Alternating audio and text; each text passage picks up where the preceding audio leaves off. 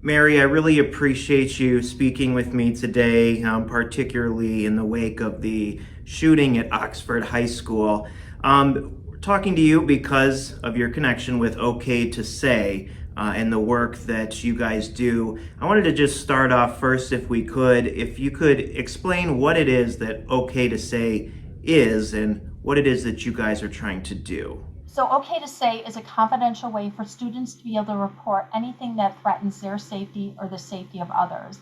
Essentially, what we're trying to do is open up those lines of communications so that we can get the information to the right people who can successfully help get kids the help they need. OK to Say is not about getting kids in trouble. OK to Say is really about trying to get kids the help they need before a situation turns tragic. And I know, Mary, we heard from somebody from the Sheriff's Department, Oakland County Sheriff's Department yesterday. They said, we didn't really receive any information about this individual before this incident happened. We really need you to speak up if you see something. Is that a big problem in schools that kids see things and they don't know who to tell? Yes, I think that's really the heart of why I think the program has been so successful. One of the things that happens is when a student submits a tip, we forward the tip to the right people who can intervene. Oftentimes it's a school or to local law enforcement. What we do is when we pass the information on, we ask the school or law enforcement to complete what we call an outcome report. Let us know how the tip was handled. And what I found in 2020, for example, is that when we pass on that information, 73% of the time, a school is unaware of the situation. So when we talk about that code of silence, that number is really enlightening in terms of, giving kids a tool to be able to help a friend or a peer get help. So again, 73% of the time we're passing on new intelligence onto the schools so that they can intervene and again provide resources to a student. And I mean, for a student who worries, if I say this to the principal or if I say this to my parents or police, then maybe I get dragged into a situation I'm not ready for. When you contact OK2SAY, though, you can remain anonymous, right? Or what does that look like? You don't have to release your name, but under the law, we cannot release the name of the tipster unless there was a court order. It doesn't happen very often. Um, so what happens is we get the information. So kids, as I said, can call, text, email, go online, or download the mobile app. We take the information. We ask additional questions so that we can make sure that we have a full idea. If students want to, for example, take a screenshot of maybe something that they saw online, let's say, they can include that. Our OK2Say technicians who are so good at what they do take the information and get it to the right people who can intervene. And what about, Mary, if it's a student watching this today and they say, I've been in a situation where I've seen something a friend posted on Snapchat or TikTok, and it's worried me, but I don't know that it rose to the level of being scared or concerned for their safety or others. Is it okay in that situation for those students to just tell, and so the possibility that something happens is crushed? Absolutely. We would much rather have that tip, pass the information on, have the school or local law enforcement take a look at the situation, deem it not to be, a critical threat. Um, but every once somehow we're going to find something. And when you take that piece of information that a student has and maybe information that a school has, boy, that can help put together, sort of that puzzle piece. And so that's why it's really important for kids to be able to let us know. Ideally, go to a trusted adult, but if not, there's always OK2SAY. It's safe, it's confidential. Their information or their name will never be released. So they don't have to worry about retaliation or rejection or being labeled a snitch. That's not going to happen. But again, schools and local law enforcement are doing great work in terms of getting the information and then providing services to a student. And that's what I think the program is really about, again, we consider a success because we call our students the heroes in the hallway. So they see something, they say something, and that's exactly what we want to happen. And if you report something and it ends up being nothing, then it ends up being nothing, right? Absolutely. Absolutely. And that's okay. That's okay. Every once in a while we'll get information, maybe somebody overhears it, they pass it on. It doesn't turn out to be anything. That's okay. We'd rather, as we said, pass that information on, let the schools take a look at the situation, so that if there is something, that we are able to get the help they need.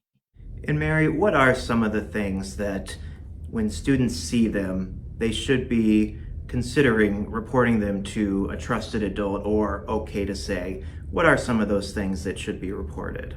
So somebody may talk about, bringing a weapon to school. Somebody may make a joke about harming themselves. Just anything. We also say, trust your gut. That's the key. If kids trust their gut, I mean, kids know what's right and what's wrong. And so if kids just have that feeling that something isn't right, hey, let us know. Let us know. And again, we want to take a look at the situation. We want to make sure that, we're ensuring that kids are safe. I mean, ultimately, that's what it's about. So again, what I always say is trust the gut. Right, right. We know deep down, even if we can't articulate it, if it feels wrong, then just report it, and they'll be able to figure it out. And now, Mary, in terms of OK to Say as an organization, I remember when it was launched, I believe from the Attorney General's office. Can you speak to when that was launched and what the intentions were behind that? Sure. The bill was signed into law in December of 2013, but the program became operational in September of 2014. Um, the idea is that, schools were letting us know, like, look, we know things are happening in schools, but kids aren't letting us know. So that was one of the reasons. Part of the other reason is Sandy Hook had been, a recent issue during that time. And so what we wanted to do was find a way, so that we can make a difference. Again, one of the findings, the U.S. Secret Service took a look at school violence, and this is one thing that is absolutely can help make a difference, is getting kids to open up and let us know. So that's another aspect, is oftentimes kids know what's happening in school. They know who's had the bad breakup. They maybe know who's using drugs. They know maybe who is being bullied or mistreated by their peers. They also know maybe somebody who's has a vendetta against another peer. So they kind of know. And so if we can create that mechanism for kids to be able to report it, then that's really what we want to do. And in the several years that OK to Say's been operating, have you seen an uptick in students being comfortable and aware of this resource and reaching out? I do think that kids are becoming more familiar with the program. I always look at OK to Say as a campaign. It's about getting the message in front of kids over and over and over again, so that they do know that this is a tool that was really designed for them. And so any time, like for example, today, you helping us get the message out to your viewers is really important, because you might have somebody who just listens and maybe wasn't aware, and now because they now know that this is an option, we're able to get the help, and resources. So thank you. And Mary, is there anything in terms of numbers of what you guys have seen in the past couple of months or past several years? Any sort of trends in terms of things that you're seeing more or less of? We're seeing a lot more issues with students and mental health. Suicide is our number one tip category. We also see a number of issues with students engaging in maybe some type of self-harm, anxiety, stress, depression. We've also seen the number of course, bullying will always be an issue for us, in terms of, our tips. but we're also seeing an increase in drugs and alcohol, and also sexual assault has been up. I can tell you we've actually, since our last report came out in October 31st, I'm waiting for November's numbers, but our team has been slammed, as you can imagine. Sure. But we've received nearly 29,000 tips. As I mentioned, suicide is our #1 tip category, but planned school attack tips are in our top 10. We've actually received over 1,000 tips. We've also received 200 and almost 241 tips involving guns or knives or some type of explosive. So again, the program is working, and getting us aware of the information, and we're passing it on quickly, efficiently to the school or to local law enforcement. And when we're talking about mental health issues, self-harm, bullying, if I'm a student who's experiencing some of these things myself and I don't have anywhere else to turn, can I call OK2SAY? Yes, absolutely. Absolutely. And we will provide resources. But one of the things that I've noticed with the program is that oftentimes it's the bystander who's willing to submit the tip. You could have two kids basically having kind of bad things happening to them, and a student is more likely to help a peer than they are to help themselves. That's what we see with the program. But again, we want to encourage any kid, anyone, if you're struggling, if you know somebody who is struggling, OK2SAY is designed to help get kids the help they need. So we definitely encourage anyone to contact. But again, we do see an awful lot of tips coming for the bystander. Again, they see what's going on, they want to help make a difference, they maybe don't know how, and so this is a tool that they can use effectively to help a peer. So I would imagine, Mary, that it's important for students to think about when you see something, don't assume that somebody else has reported it or that person themselves has reported it.